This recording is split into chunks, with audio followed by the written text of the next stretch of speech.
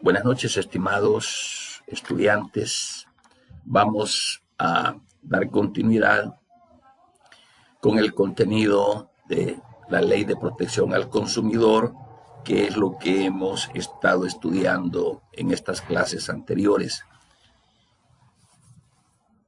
A manera de retroalimentar un poquito de lo que vimos, hemos estado analizando a la luz de esta ley las sanciones que conllevan el infringir cada uno de estos derechos que protege la ley del consumidor, de tal manera de que el proveedor deberá de tener en cuenta cada uno de los artículos y cada uno de las disposiciones legales de esta ley para no incurrir en esas infracciones.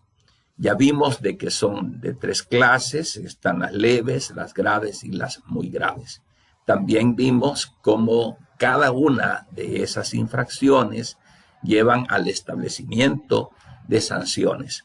Y ya vimos cómo por salarios, días por salarios, es que se puede hacer efectivo el cobro de la multa que recae pues sobre el infractor de esta ley, en este caso que es el proveedor, cuando el proveedor infringe los derechos del consumidor como tal, los vulnera. Entonces ya vimos cómo en esas 3 clasificaciones también hay sanciones para la infracción leve, para la infracción grave y para la muy grave. Y así se van clasificando, es decir, dependiendo de la infracción cometida, si es alta o baja, así también va a ser la sanción en multas, ¿verdad? Por salarios por día. Así los calcula y también pues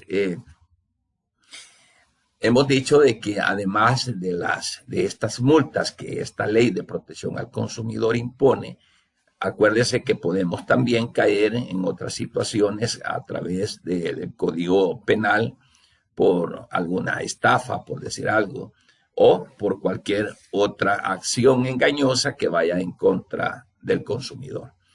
También podemos hablar sobre la vía civil, donde se pueden reclamar daños y perjuicios, lucro cesante, daño emergente, que pudiese alegar el consumidor de que se le hizo perder en el tipo de producto o servicio prestado. Entonces, como ves, amplia la gama de situaciones en las que puede caer el proveedor al infringir la ley de protección al consumidor. Y entonces ya íbamos casi finalizando en la clase anterior y estábamos viendo algunos criterios para la determinación de la multa.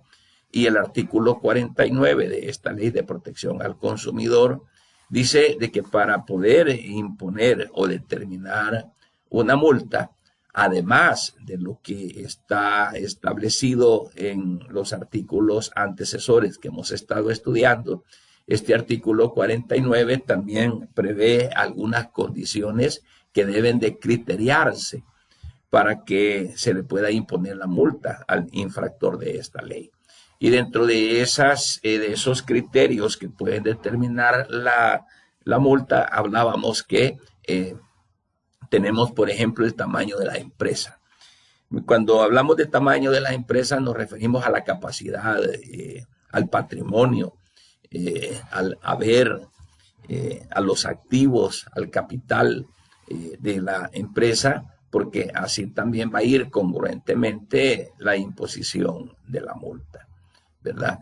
Asimismo, el impacto en los derechos del consumidor, ese es otro criterio también que la ley estipula, de tal manera de que se valore hasta dónde ha sido gravado el impacto en el consumidor como tal, hasta dónde le ha afectado al consumidor estas acciones que vienen en perjuicio de sus intereses. También se debe de tomar en cuenta la naturaleza del perjuicio causado o grado de afectación a la vida, a la salud, a la integridad o al patrimonio de los consumidores. Esto es importante porque si el proveedor pone en juego la vida y la salud del consumidor al proveerle algún producto o servicio que arriesgue esas condiciones, también esta situación es causa de criterio para poder determinar la multa que se le puede imponer al infractor, ¿verdad? También es importante determinar el grado de intencionalidad del infractor. Es decir, si la infracción se cometió ya pensándolo, el proveedor con la intención de hacer el daño, con la intención de causar a lo mejor más ingresos a él, sin importar realmente qué es lo que o hasta cuánto pueda afectar la integridad física o patrimonial del afectado en este caso. Cuando hablamos de intencionalidad del infractor, estamos viendo el grado de dolo que pueda tener, es decir, la intención con la que hizo la cuestión, porque puede darse de que pudo haber sido algún descuido, lo hizo por descuido, o lo hizo ya con la intención de querer aprovecharse. Entonces eso es bien importante determinarlo porque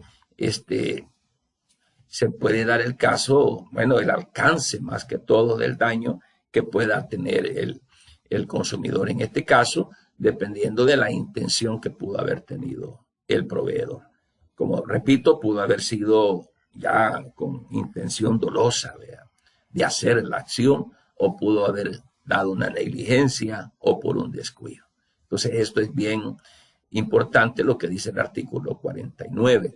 También como criterio se va a determinar el cobro indebido realizado y las circunstancias en que ésta se cometa, ¿verdad? La intención de dañar económicamente el bolsillo del consumidor. Otra cosa que es bien importante es la reincidencia o el cumplimiento reiterado según el caso. ¿A qué se debe esto? Bueno, se debe a que es probable de que el proveedor sea demandado en múltiples ocasiones por la misma falta, porque sea habitual de que él esté haciendo este tipo de perjuicios que se esté causando al consumidor con el afán de seguir vendiendo, con el afán de mantener las ganancias que no van dentro del parámetro de lo que se está vendiendo o ofertando o del servicio que se está brindando. Entonces la reincidencia también juega un papel bien importante en cuanto a ver realmente el grado de responsabilidad que pueda tener el proveedor. En el inciso segundo dice, para los efectos del inciso anterior, todo lo que acabamos de leer, dice que la reincidencia o el incumplimiento reiterado se entenderá como la comisión de la misma infracción dentro del plazo de 2 años contados a partir de la última sanción impuesta. Es decir, de que el proveedor tiene 2 años, si dentro de ese periodo de 2 años el proveedor comete varias infracciones, 1, 2, 3 o más, entonces se considera reincidente. Pero si hace 2 años a se le denunció por la infracción X que pudo haber cometido y pasaron esos 2 años y nunca se dio un segundo caso, entonces no hay reincidencia, aunque haya al 3er año, al 4.º año, pueda aparecer otro caso como tal. Entonces, todo esto, pues, se ventila de tal manera que ayude a establecer criterios acertados para la determinación de la multa. Esto es bien importante. Por otro lado, la Ley de Protección al Consumidor considera graves las infracciones que tiendan al alza de los precios o al acaparamiento de bienes. Esta situación se presta porque, por ejemplo, en nuestro país hemos visto casos en los que de repente se acaparan los productos, hay escasez de productos y entonces para tirarlos al mercado ellos tienen que aumentarle los precios. cada producto ya tiene su precio en el mercado, un precio estándar que se establece por la calidad, por el contenido, es decir, por las diferentes características que pueda tener ese producto, ya debe de marcar un precio, que por cierto la ley dice de que cada producto que esté en exhibición, o sea, que esté para la venta, debe de estar marcado en su viñeta cuánto es el precio que tiene. Entonces, el alza de precios o acaparamientos de servicios también se consideran como infracciones agravadas. ¿Por qué razón? Más que todo, y esto lo dice este párrafo, cuando se hace el acaparamiento o la alza de precios, se hace en época de escasez o calamidad pública, aprovechándose de la situación que se está viviendo públicamente en cuanto a algún desastre, por ejemplo, y estos vengan a aumentar precio. Es el caso que decíamos actualmente lo que estamos viviendo. Cuando se dio el asunto de que acá en El Salvador estaba ya hace un año hablándose de la pandemia, imagínense ustedes el alcohol, la mascarilla, el jabón y todos esos utensilios que los médicos decían que eran básicos para salvaguardar la salud. ¡Wow! Se fueron arriba los precios, mascarillas que las vendían carísimas. Ya hoy ya ha vuelto nuevamente a ponerse al precio natural, pero así como el ejemplo que acabamos de ver, terremotos, cuando han habido inundaciones, qué sé yo, cualquier tipo de calamidad que se dé, entonces si el proveedor aumenta los precios o acapara el producto, se va a considerar una infracción agravada. Así que tengamos conocimiento de ello para ejercer esos derechos y como productores, ustedes como administradores de empresa o como mercadotecnistas deben de saber de que la ley ampara al consumidor con relación a la variabilidad de los precios, ¿verdad? De tal modo que el aumento o la escasez de los productos, ¿ok? Esto nos acarrea un incumplimiento de las resoluciones dictadas por la Defensoría del Consumidor dentro de las competencias para la solución de problemas generalizados de los consumidores. En este sentido, entonces, vemos que toda esta gama de situaciones que se plasman en la ley están ahí para que se le dé cumplimiento en resguardo de los intereses del consumidor. Veamos entonces lo que dice el artículo 50. El artículo 50 habla acerca del tribunal sancionador y dice el artículo 50 que el tribunal sancionador podrá acordar como sanciones accesorias frente a las infracciones en materia de consumo. Oiga bien, ¿quién es el tribunal sancionador? El tribunal sancionador es el cuerpo de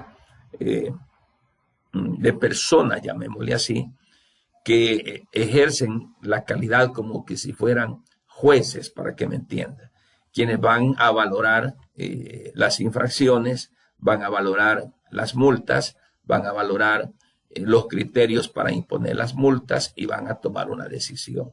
Es un tribunal, o sea, son personas que están estudiando cada uno de los casos para resolver alguna sanción que amerite o que no amerite según sea el caso. Pero además de las sanciones que tenemos, ¿verdad? También el tribunal sancionará, ¿verdad? Acordando otras accesorias a las sanciones que hemos venido estudiando y que están plasmadas en la ley. También el tribunal sancionador puede agregar accesoriamente otras más. Y aquí vemos el literal A, y dice el literal A, el decomiso y destrucción de la mercadería vencida. Esa es el literal A habla de una sanción accesoria. Vale. La sanción principal que establece la ley habla de multas, salarios, tantos salarios, multa. Bueno, además de que puede ponerle una multa al infractor, también puede destruirle la mercadería. por ejemplo, la mercadería vencida. Y no importa qué cantidades pueda tener en su establecimiento, pero si toda esa mercadería está vencida, además de que paga la multa, pierde las mercaderías, se la destruyen. Otra situación que se puede dar también es cuando la mercadería ha sido adulterada, cuando ha sufrido cambios que han venido a deteriorar el contenido natural de la mercadería. Entonces, cuando una mercadería también es adulterada, puede ser destruida, ¿verdad? O cuando la mercadería que tiene ya está deteriorada, hay mercaderías que con el deterioro ya no se pueden usar, se arruinan. No procede mantenerse a la oferta del mercado en razón de que se encuentran con defectos. De tal manera de que también se puede destruir la mercadería o decomisarla o quitarla cuando no se identifica, ¿verdad? O que pueda entrañar riesgo para el consumidor, ¿verdad? Más que todo medicinas, cuestiones así como las medicinas vencidas, productos farmacológicos que puedan dañar si es que no se prescribe bien o no se anuncia bien en la forma de su uso, como pueda dictaminarse por medio de un médico, por ejemplo, son productos que pueden ser sujetos de decomiso o de destrucción. Así es que también menciona el artículo 50 acerca de los productos o alimentos o bebidas alterados, ¿verdad? Adulterados, falsificados, contaminados o no aptos para consumo humano. La Defensoría, a través de sus servicios de inspección y vigilancia, van a proceder de acuerdo pues a lo que la ley dispone, ¿verdad?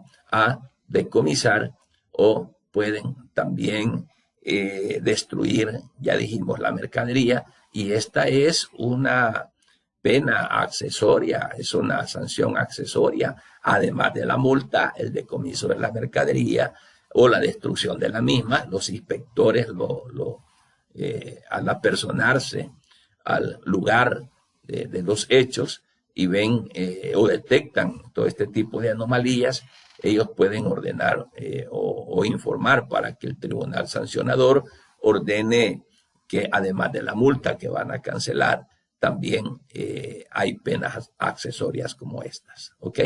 Veamos el literal V del artículo 50. Dice el retiro o cesación definitiva de la publicidad. Por ejemplo, hay publicidad engañosa, por ejemplo. Ese tipo de publicidad, además de que le va a caer la multa al proveedor, también la publicidad puede retirarse en el caso de ser engañosa, o publicidad que dañe, por ejemplo, aspectos morales a la colectividad.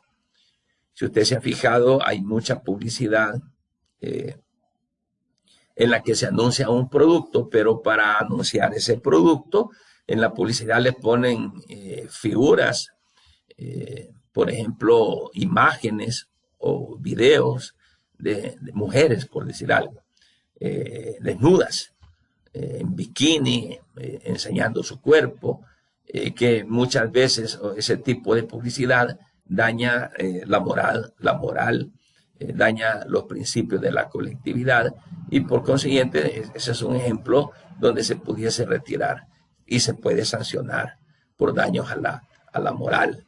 Entonces, hay publicidades y la estamos viendo en la televisión, en los periódicos, a veces en las carreteras usted ve esos grandes rótulos, vallas que ponen publicitarias, y ahí aparece anunciando a la par de la venta de una llanta una mujer en bikini, ¿verdad? Que tiene que ver una cosa con la otra. A la par de que está anunciándole la venta de cualquier otro producto, a la par por ahí le están poniendo una mujer desnuda que no tiene absolutamente nada que ver. ¿Ok? Entonces puede darse el retiro parcial o total de una publicidad, ¿verdad? Así como también las medidas declaradas ilícitas, ¿verdad? Para ordenarla, rectificación de la publicidad, porque también se puede dar de que la publicidad que se esté dando, ya dijimos, sea engañosa, riña con lo moral, así como las medidas tendientes a rectificar o a corregir los efectos producidos por la publicidad. Puede ordenarse, mire, corríjase, quítese esto, y si no se hace, pues el mismo tribunal sancionador se va a encargar al ordenarle que repare esa publicidad, o si no, pues que la quite, o si no, el mismo tribunal sancionador manda a que se quite esa publicidad que se está dando, ¿verdad? En ese caso, si se ha ordenado la rectificación de divulgar, por ejemplo, es decir, la divulgación publicitaria que se está haciendo, el proveedor deberá de obtener la aprobación del tribunal antes de divulgar la rectificación ordenada. Es decir, si el tribunal le dice, mire, esta publicidad que usted está realizando riñe con lo moral o es engañosa, cualquier cosa, ahora, le puede decir, cámbiela, rectifíquela, pero si no lo hace, entonces ya dijimos que el tribunal sancionador se va a encargar de decomisarla, de destruirla o de retirarla. Entonces, pero si acata, pues es responsable el proveedor y acata esa orden que el tribunal sancionador le ha dado, entonces el tribunal sancionador se va a pronunciar dentro de los 2 días hábiles siguientes a la recepción de la prueba de la rectificación ordenada. Si el tribunal no se pronunciara en el plazo antes establecido, la rectificación publicitaria se entenderá pues que está aprobada para todos los efectos jurídicos que esto conlleve. Esto es bien importante porque vea usted cómo viene dándose las sanciones, no solamente en el pago de las multas, tal cual está establecido en la ley, que son leves, graves o muy graves, además del pago de esas multas. Entonces, como sanción accesoria, el tribunal puede, según la ley de protección al consumidor, ya dijimos, le pone la multa, le decomisa el producto, le destruye el producto, le quita la publicidad. Es decir, que va aparejado como accesorio otras sanciones en virtud de que el proveedor pues ha infringido la ley. Como ve, hemos venido trayendo esa secuencia de hasta dónde puede caer infraccionado el proveedor en la medida de que vaya como infringiendo cada una de las normas que establece esta ley de protección al consumidor. Así que eso es importante, como dije hace un momento, que lo sepamos para efectos de, como administradores de empresa o mercadotecnistas, tener conocimiento de la ley para que no nos vayan en algún momento a infraccionar. ¿Ok? Vamos a entrar, voy al final de este video, siempre aparece un foro para que usted pueda hacer algunas consultas al respecto de lo que estamos viendo. Pero en esta oportunidad vamos a entrar a lo que es el título 3 de la Defensoría del Consumidor, o sea, capítulo 1, donde habla en esta ley, habla acerca de la creación, de la función y la competencia de la Defensoría del Consumidor. Hemos estado dentro de la misma ley viendo otros títulos anteriores, ya vimos multas, sanciones. Hoy vamos a ver entonces cómo es que se crea y cómo funciona y cuál es la competencia de la Defensoría del Consumidor. Esto lo encontramos en el título 3, en el capítulo 1 de la Ley de Protección al Consumidor. En su artículo 56 se habla de la creación de la Defensoría del Consumidor. Veamos qué es esto. Ya vamos a ver cuál es su función y cuál es su competencia. En el artículo 56 dice, créase la Defensoría del Consumidor como una institución descentralizada del gobierno de la República. Oiga esto, Es una institución descentralizada, es una institución que va a estar por ahí aparte, apartadita, viendo, conociendo las diferentes situaciones que enmarca la ley del consumidor, la ley de protección al consumidor, y de ahí, a partir de que se pueda dar cumplimiento o para que se dé cumplimiento a lo que establece la ley de protección al consumidor, es que se crea este instituto. Es una institución que se llama Defensoría del Consumidor, para darle cumplimiento a las, a las acciones que hemos venido hablando con relación al cumplimiento de la ley. Entonces dice el artículo 56, créase la Defensoría del Consumidor como una institución descentralizada del gobierno de la República. Dice que se va a crear con personalidad jurídica y se va a crear con patrimonio propio.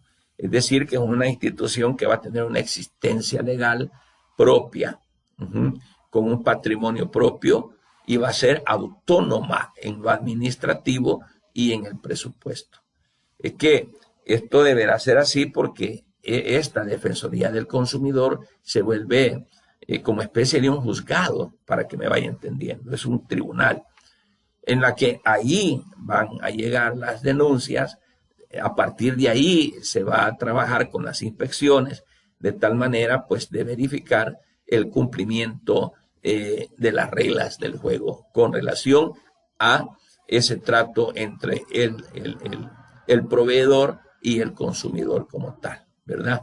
Entonces se va a regir la Defensoría del Consumidor por lo dispuesto precisamente en esta ley que estamos estudiando, que es la Ley de Protección al Consumidor, ¿ok? Y además de que se va a regir por medio de la ley, es decir, de protección al consumidor, también se va a crear un reglamento, además de leyes especiales que se aplican en la materia. Y cuando estamos hablando de las leyes especiales que se aplican en la materia, se está refiriendo a que no solamente la ley de protección al consumidor va a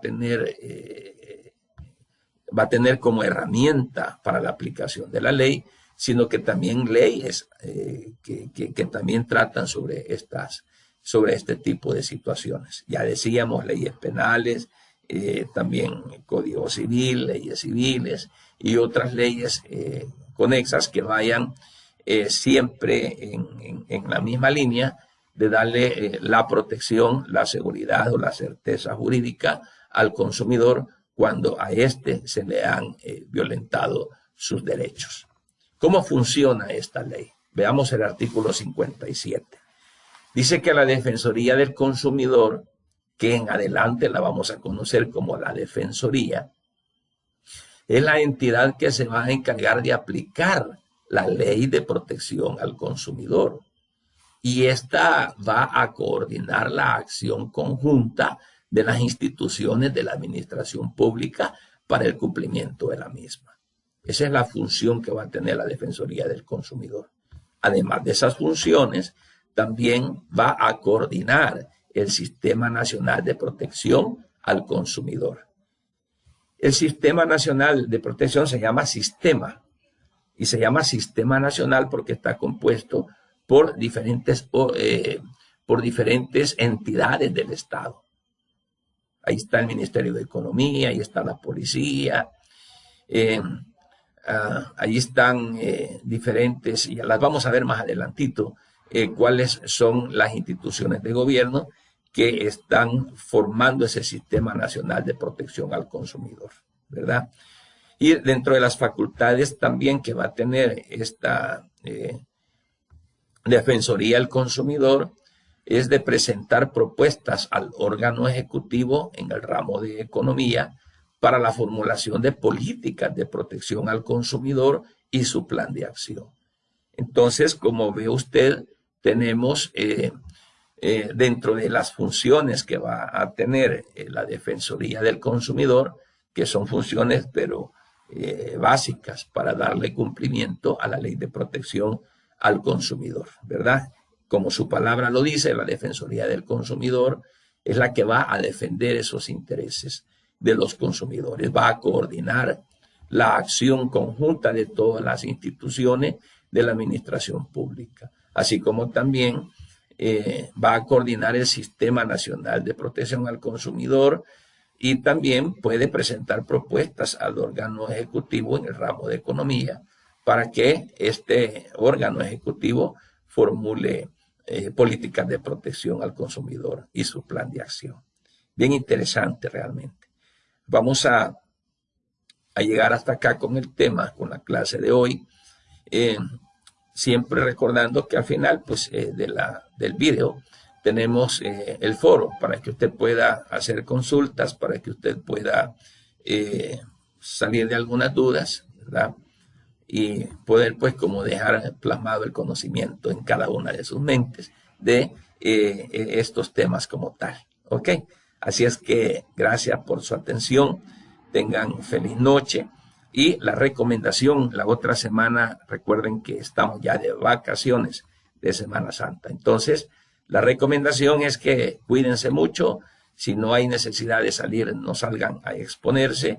En estos días, estas vacaciones, lamentablemente, en vez de volverse santas, se vuelven al revés. Hay mucho alcohol, mucha vagancia, mucho desenfreno, y de repente vienen que los accidentes, que los ahogados, que los problemas en las multitudes, que el alza del virus, cuántas cosas. Mi recomendación, jóvenes, cuídense mucho, cuiden a su familia. Excelente, felices vacaciones, buenas noches.